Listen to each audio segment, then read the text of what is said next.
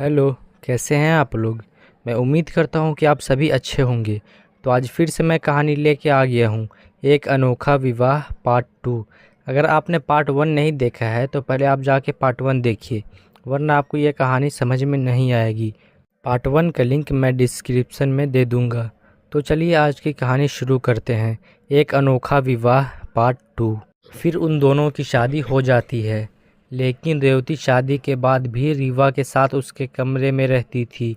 रीवा और रेवती की उम्र एक ही थी, दोनों अच्छी सहेलियां बन गई थी। रेवती को अधिराज अपनी पत्नी के रूप में स्वीकार नहीं किए और पूरा परिवार भी रेवती के साथ नौकरों की तरह बर्ताव करते थे। बस कल्याणी और रीवा थी जो रेवती को प्रेम दिया करती थी। कल्याणी तो रेवती को अपनी बेटी भी कहा करती थी। रेवती हवेली में नौकरानी की तरह काम करती थी, लेकिन कल्याणी उसे मना भी करती थी। कल्याणी बोली, बेटा, आपको ये सब काम करने की कोई ज़रूरत नहीं है। आप बहू हैं हमारी, आपको कुछ करने की ज़रूरत नहीं है। यहाँ बहुत से नौकर और नौकरानियाँ हैं। रेवती बोली, जी माँ जी, वो हमें कुछ बुरा नहीं लगता है इसमें। हम पहले भी सारे काम किया करते थे। कल्याणी फिर रेवती के सर पर हाथ रखती है और वहाँ से चली जाती है। तभी सामने से अधिराज आते हैं और अधिराज बोलते हैं, शंभू, पानी लाइएगा हमारे लिए। लेकिन शंभू वहाँ नहीं था, इसी वजह से रेवती पानी दे देती है। रेवती बोलती है, पानी। आवाज़ सुनकर अधिराज समझ जाते हैं कि वो रेवती है। अधिराज कहते हैं, शंभू कहाँ गया। रेवती बोलती है, लेकिन अधिराज उसकी बातें सुने बिना ही वहाँ से चले जाते हैं और रेवती का चेहरा नहीं देखते हैं। एक दिन पंडित जी रेवती और अधिराज को मंदिर बुलाते हैं। तभी रेवती और अधिराज मंदिर जाते हैं। तभी रेवती को पता चलता है कि क्यों अधिराज से रेवती की शादी हुई और अधिराज के साथ रेवती का रहना कितना ज़रूरी था। मंदिर से आते वक्त अधिराज कहते हैं, रेवती।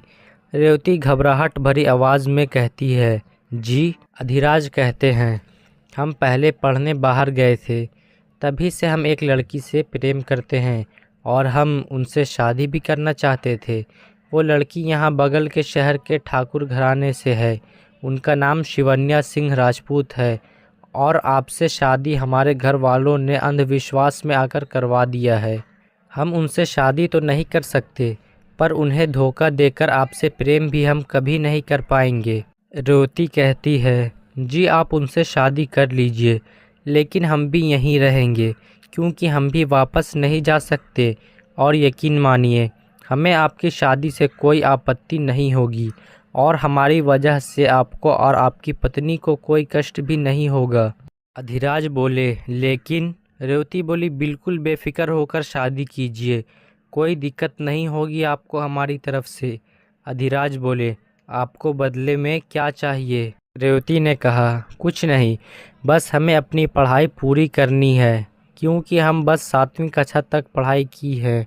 वो भी ज़बरदस्ती चले जाते थे सरकारी विद्यालय, लेकिन पिछले 1 साल से हम काम किया करते थे अपने पिता की मदद करने के लिए। अधिराज कहते हैं, ठीक है।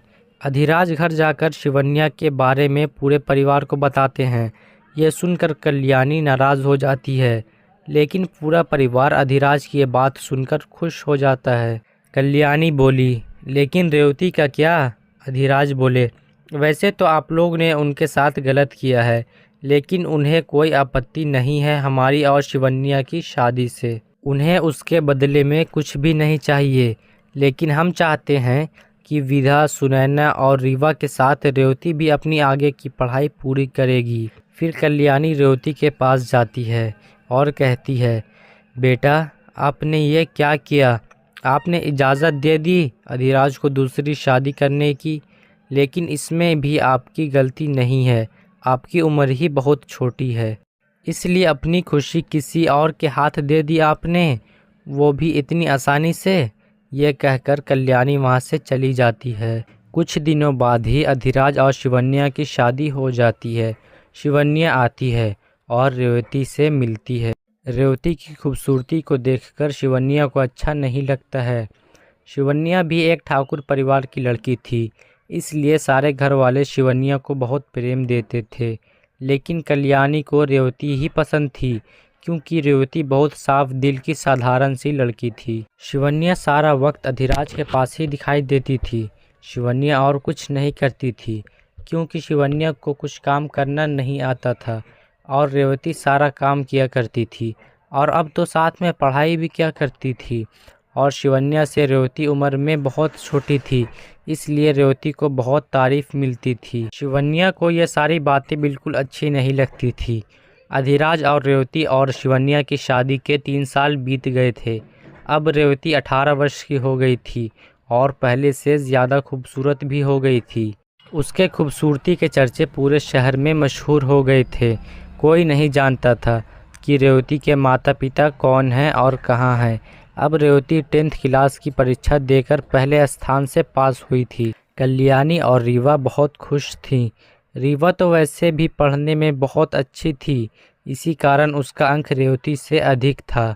लेकिन विधा और सुनैना के अंक अच्छे नहीं आए थे। दोनों रीवा से तो नहीं, लेकिन रेवती से बहुत जलन करती थीं और रेवती से बात भी नहीं करती थी। यही सब देखकर एक दिन शिवन्या कहती है, अधिराज सुनिए, क्यों ना हम रेवती को शहर भेज दे आगे की पढ़ाई के लिए। उन्हें कामयाबी मिलेगी, क्योंकि आपने तो देखा ही है कि उनके अंक कितने अच्छे आए हैं। अधिराज कहते हैं, लेकिन वो अकेले कैसे रहेगी। शिवन्या कहती है, हम सारा इंतज़ाम करवा देंगे, उन्हें कोई दिक्कत नहीं होगी। और रीवा भी साथ में पढ़ना चाहती है तो हम उन्हें भी भेज देंगे। अधिराज कहते हैं, ठीक है, लेकिन हमें पूरे परिवार से बात करनी होगी। फिर अधिराज पूरी बात परिवार के सामने शिवन्या की कही हुई बात रखते हैं और रीवा और रेवती की पढ़ाई के लिए बोलते हैं। पूरा परिवार अधिराज की बात से सहमत होता है। कल्याणी भी रेवती की पढ़ाई का सोचकर हाँ कहती है। रीवा बहुत खुश थी, क्योंकि वो यही चाहती थी, लेकिन रेवती बहुत दुखी थी। उन्हें ये सुनकर बिल्कुल अच्छा नहीं लगा और वो सोचने लगी कि उन्हें ये बात से खुशी क्यों नहीं मिल रही, जबकि वो खुद आगे पढ़ना चाहती हैं।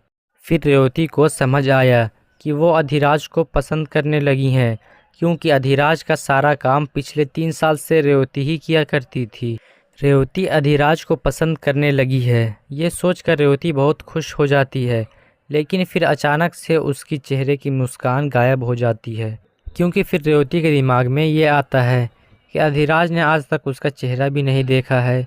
वो तो रेवती से प्यार भी करेगा या नहीं, ये सोचना रेवती के लिए बेवकूफ़ी है। और वो तो शिवन्या से प्रेम करते हैं। ये सब सोचकर वो ये फैसला करती है कि वो शहर जाकर अपनी आगे की पढ़ाई पूरी करेगी। 2 दिन बाद सुबह सुबह रीवा और रेवती शहर जाने के लिए तैयार हो जाती हैं। फिर सबसे अलविदा लेकर दोनों बाहर आती हैं, जहां अधिराज खड़े होते हैं और दोनों को रेलवे स्टेशन छोड़ने जाने वाले होते हैं। रीवा गाड़ी में बैठ जाती है और रेवती बैठने लगती है। तभी रेवती का पैर फिसल जाता है और रेवती गिरने लगती है, लेकिन रेवती को गिरने से अधिराज बचा लेते हैं।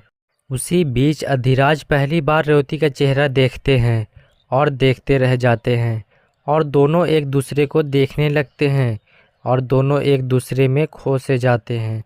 फिर पीछे से शिवन्या आती है और ये देखकर गुस्सा हो जाती है, लेकिन विनम्र आवाज़ से कहती है, अधिराज जाइए, वरना दोनों को देर हो जाएगी। फिर दोनों का ध्यान टूटता है और दोनों एक दूसरे से दूर होते हैं।